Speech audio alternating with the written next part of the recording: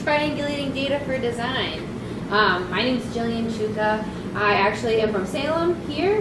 This is actually me and my dog Pika over by the Friendship. But I also am on Drupal as Boston Jillian, so you may know me there. And then I'm also a senior user experience designer at Acquia. I work with under our research and development umbrella. And I work actually with Mary and Joydita. We work with our product and engineering teams to really ensure that our user's voice is heard in all of our products and services. I want to share a little bit about how I came to user experience because it's a little unconventional. I have a unique background with a degree in theater. And so I actually got my theater BFA at Suffolk University in Boston. And I studied everything from acting and writing and production design, stage management, the business side of running things, and really got the chance to see that holistic view of theater and how the different processes and touch points are in place to create one big theatrical experience. Theater to me teaches so many life skills that are so important. They surprisingly transfer to user experience in tech. And theater is all about that human experience and how we communicate ideas that depict these deep emotional narratives and relationships and those patterns of problem solving we're always looking for in user experience. So every bit of a theatrical production, from the lighting and the costuming, the set and the actors, I find that all aligns to tell a really nice human-centered story. So UX design for me is that kind of form of storytelling. As designers, we uncover the patterns that can be found in our human experiences and help encourage users to take action or behave in certain ways. All around that data that we're kind of gathering as designers, we learn about our different users. So these skills that I've been nurturing in my career have allowed me to explore the different facets of human connection and ultimately human-centered design. So I actually work at Acquia. I help our product leaders understand our users and how their experiences actually impact the products and services that we present and deliver. Acquia, as many of you might know, provides the leading cloud platform for building, delivering, and optimizing digital experiences at scale using Drupal. So we make it possible for our users to craft the digital world, and Drupal truly is at the heart of our users' experience. My experience at Acquia started during the pandemic in 2020, when many businesses were forced to transition from face-to-face interactions like we're doing today to more screen digital ones. But in my time here, I've seen customers really think creatively and use our tools to share their stories with the world. So from the pandemic bakers to those who really needed access to vaccine resources, our customers really span a variety of different industries, each with their own unique needs for creating a digital experience. As a UX team, we strive to understand what our users need out of our digital experience platform across their entire journey with Acquia. And we do this by engaging our curiosity and seeking to better understand the problems that we're trying to solve for our customers. We question our assumptions, both internally and externally, and then we research and test our hypotheses with users to better understand and present designs that put their needs first, that's backed by user-centered data. As a result of our work, we are the closest to the user who make up Acquia's customer ecosystem. And we strive to understand our users' needs, experiences, their behaviors, and their goals at Acquia, how they're using Drupal. And then as we comprehend this, we help deliver those products and services to be useful, usable, and ultimately delightful. As UXers, we're really just part of one collaborative team. We don't do it all. Our relationships with product and engineering are really important and valuable to us. We're dependent on these relationships to make quality user-centered software. And while we focus on things like desirability, we do so in collaboration with viability from product and feasibility from engineering. Product managers understand the market and those business needs behind what we should tackle in our user problems, whereas engineering understands how to fit our vision within the technical constraints of what is possible. So with these three teams working together, we're able to discuss challenges and assumptions, things like legacy codes or cross-team dependencies, and the data that we collect from our user research ultimately.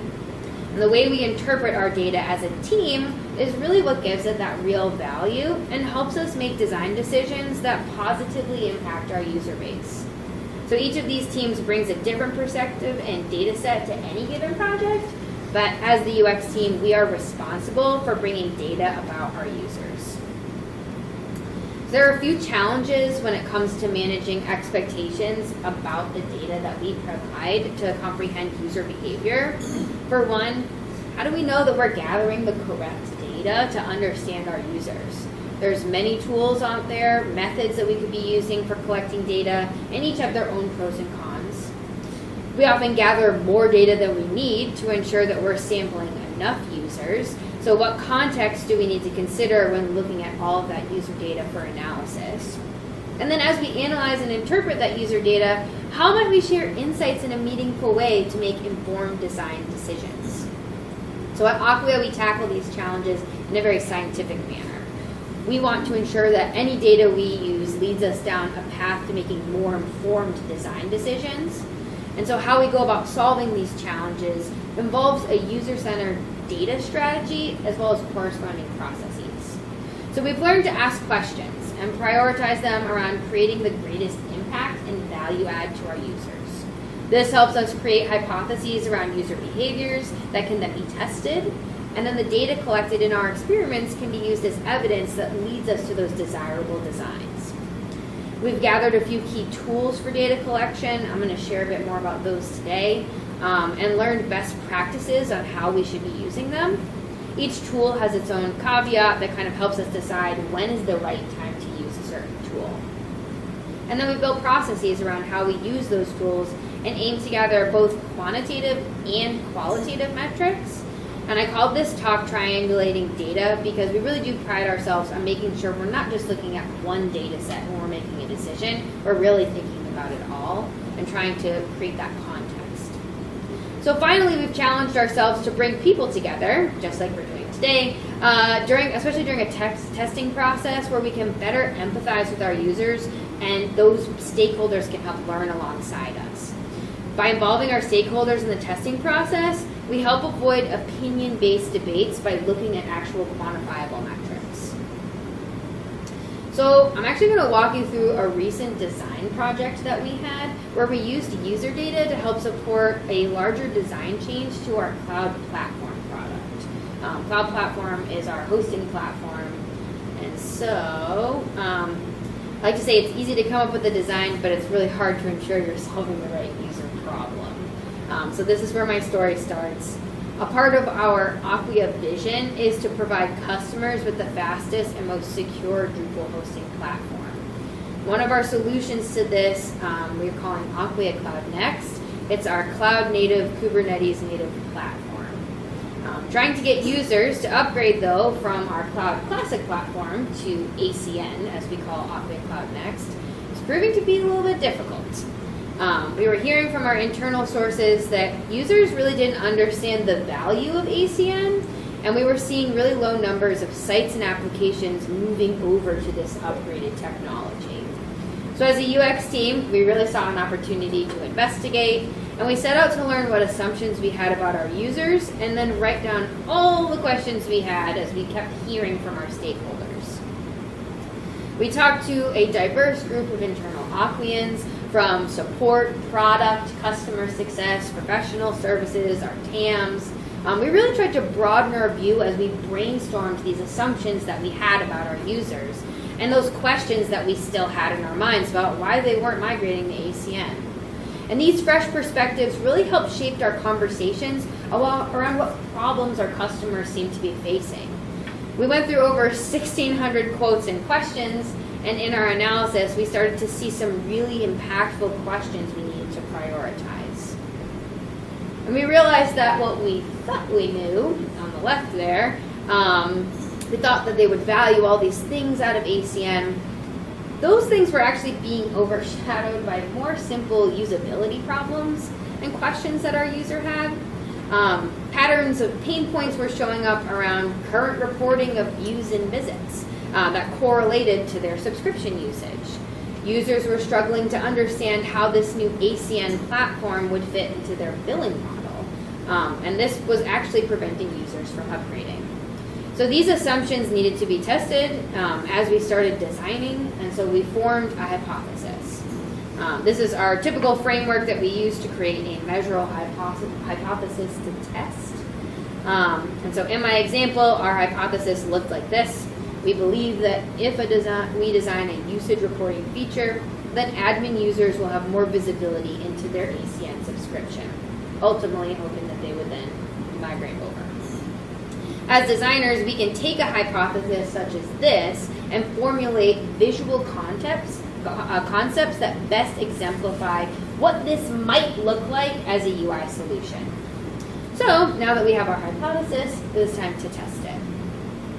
I like to bring this to stakeholders and bring them into the room as soon as I can in the process. And those are our product and engineering partners. A tool I like to use to create better alignment is an understand it brief. And this document is like a central source of truth for the design portion of our project. It highlights things like, what are our user problems and the hypothesis we came up with? What are the methods we're going to use to gather data and test this hypothesis? And then what constraints are we working with? Existing knowledge around how things work today. So this can be shared across product, engineering, any other stakeholders, and it's the perfect start to the collaboration process. And this is where I'll also detail the plan for testing. So in my ACN example, we might define an experiment as we will run 10 unmoderated interviews to learn more information about our admin users of Cloud Platform. We'll ask questions to identify the admin's emotions and behaviors associated with understanding their subscription. We'll track page usage to see if there's an increase in user visits to this new area of the platform. And then finally, a survey could help us understand how the page is working and recruiting users for a future moderated study. And we'll know that our hypothesis is valid by measuring success, as maybe 80% of users agree that they are confident in making decisions. And we'll align on this with our product and engineering stakeholders before we set out to do our test. So from here is where we begin to collect our data. And here's just a few examples of where some of our data sources and where the data can come from. I like to make sure that we get a mix of qualitative and quantitative. Qualitative data really helps us ask those why questions, like why might they be abandoning a process or making certain choices. We can learn information about user intentions, satisfaction, and emotional resonance, such as something being confusing, frustrating, or delightful. Quantitative data helps us understand which pages and elements in the UI are successful, things that people interact with, how many people might move through a certain flow or a process. We might do a path analysis, like you see there in the center. We can combine this with the context of the qualitative why they're making those certain choices, and help us measure the user behavior trends over time. So as a UX team, we have a research repository that helps us keep track of all of these learnings. This is also where we store things like our user personas, which would be key in segmenting the data we're about to collect. So when approaching user problems, we actually identified a target user archetype who is most affected by this ACN migration. This is our operator persona, whose goal at Acquia is to configure tools for optimal team use, maintain security and compliance, and then govern digital experiences at scale. And they're typically the administrators of the cloud platform. So this archetype actually works in tandem with another persona that we have, one that you might be familiar with is the builder. They tend to be the more developer and code-heavy people. Sometimes these two personas work as a team, depending on their team structure. The operator typically manages a team of builders and is the decision maker in the organization. So in my ACN example, they're the ones who'd probably be deciding whether or not they're going to take their platform and move it up to ACN. Smaller organizations might roll these two archetypes into one, but to make sure we're designing for the right user goals, we need to consider both, but prioritize that operator. So now I'm going to tell you a little bit more about the test results. We ran a series of tests on the design concepts and iterations for the new usage reporting page. And this GIF here shows a little bit about what version 1 looks like. I'm going to show you how the results of testing our hypothesis affected the designs that we worked on and what we learned from the data sets we explored in our research test. So overall, most participants were confident that they could use the data we provided in the designs to make subscription-related decisions. This is great. They did want more data on their subscriptions, which is a hypothesis we could then formulate, iterate on, and gather more data. And then from a design perspective, we were able to iterate on this design and add clear entry points to those metered cards you see there to improve the navigation between the different pages users were using. 8 out of 10 users found that the experience we presented to them was easy to navigate and intuitive. Some qualitative feedback from the interviews showed that the date range was unclear and users were confused with the month on the cards that you can see right above. So from a design standpoint, we're able to iterate and provide a more obvious indicator that this views and visits data is filtered to a specific month. Now, in the first release of our concept, we benchmarked some qualitative data. Before May, typical visits to this page never exceeded 140 views a day. But after releasing this usage reporting feature, the page views actually jumped up to about 300 views a day, consistently over the course of a few months. So combined with our qualitative understanding of user confidence in the data provided, we can assume that these two metrics are related. Another assumption, of course, though, to be tested in future iterations. Our next step for this feature design is to include this in-app survey to target that operator persona who uses this page the most. Our goal is to add additional data on how the usage feature is performing.